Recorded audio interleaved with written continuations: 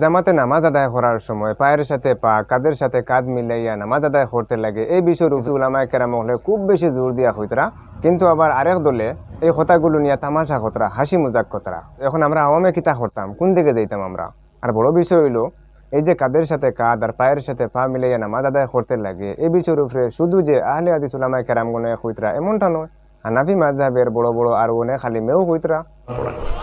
এখন আমরা কাতার সোজা করি না, কাতারে ফাঁকা রাখি, পায়ের সাথে পা মিলাই না। আল্লাহ বিষ্ণুই বললেন পায়ের সাথে পা মিলাইলে তোমাদের হৃদয়গুলো মিলাই দিবে কে? আর পায়ে পা না মিলিয়ে যদি গ্যাপ রাখো, হৃদয়ের মধ্যেও গ্যাপ রাখবে কে?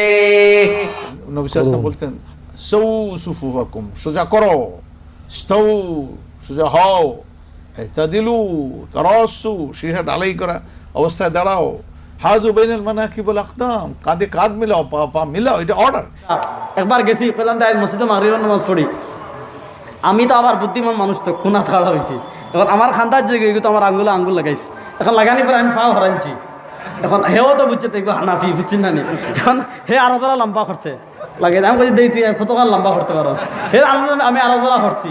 আসসালামু আলাইকুম প্রিয় দিনী ভাইরা, আপনারা শুনছেন এবং দেখতে পাইছেন নামাজের মধ্যে কাঁধের সাথে কাঁধ পায়ের সাথে পা মিলাইয়া নামাজ আদায় করার ব্যাপারে অনেক খালি মুলামায় জোর দিয়া হইতরা, আর কেউ এটা নিয়ে হাসি তামসা করতরা, মজাক করতরা।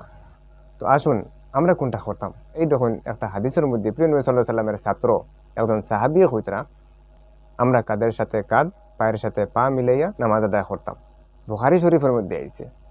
তাহলে প্রিয় ভাইরা এবার বুঝার চেষ্টা করুন যে আলিম হইয়া কতটা নিচে নামতে পারুন।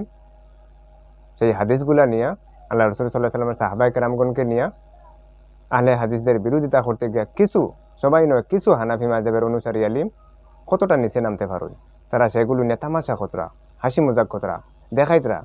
এইভাবে দেখো আহলে হাদিসরা পায়ের সাথে পা মিলায়, কাঁধের সাথে কাঁধ মিলায়। আশ্চর্য লাগে, কিয়ামতের দিন কি জবাব দিবে তারা আল্লাহ রাসূল সাল্লাল্লাহু আলাইহি সাল্লামের সামনে, কিভাবে যে দাঁড়াবে আল্লাহই ভালো জানেন।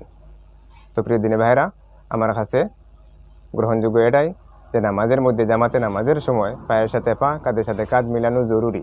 ফাঁক বন্ধ করিয়া নামাজ আদায় করা জরুরি। কোনো অহংকার না করে পাশের ব্যক্তির সাথে মিলেমিশে নামাজ আদায় করতেও লাগবো।